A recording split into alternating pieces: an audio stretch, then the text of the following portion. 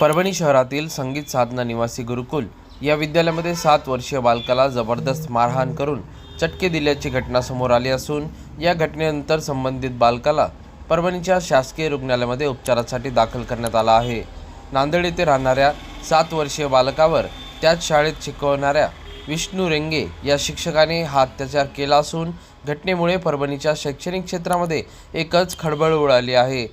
मूळचा नांदेड येथील रहिवासी असलेला रघुनाथ पवार या विद्यार्थ्यासोबत हा भीषण प्रकार घडला आहे।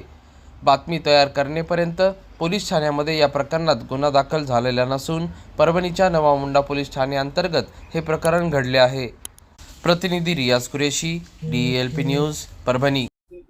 याचं नाव रघुनाथ नागेश पवार। त्याला बोलू देण्या गेल्यानं 15 दिवसापासून बोलू देण्या गेल्यानं मी आला भेटायला, तर त्यानं असा मारहाण केलाय।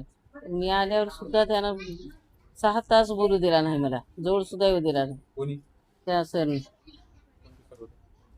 विष्णू सर, त्याने जवळ येऊ देण्या गेल्यानं मग 12 वाजता याला जवळ घेऊन विचारल्यानं सांगलाय विष्णू सरनं मारले तुम्ही। काय मारलं, कसं मारलं?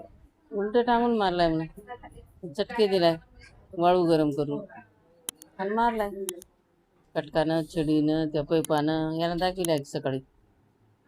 किती दिवस गुरुवारी होत। मग मी एकटीच होतो। का मारलास म्हणलं, मारलो काय करायचं गरज आहे म्हणलं। याला गावाकडे घेऊन जाऊन आज आले आम्ही इथे। प्राथमिक माहिती काय आली आहे की का मारहाण झाली? का मारहाण केलास म्हणल्यानं येईना गेल्यानं मारलो मी म्हणलं। काय मोठा आहे काय लेकरू म्हणलं मारायला एवढं?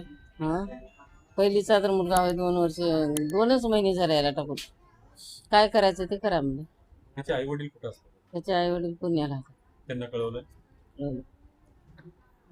पोलीस स्टेशनला गेलता तुम्ही? हां, गेलते। पोलिसांनी काय सांगितलं?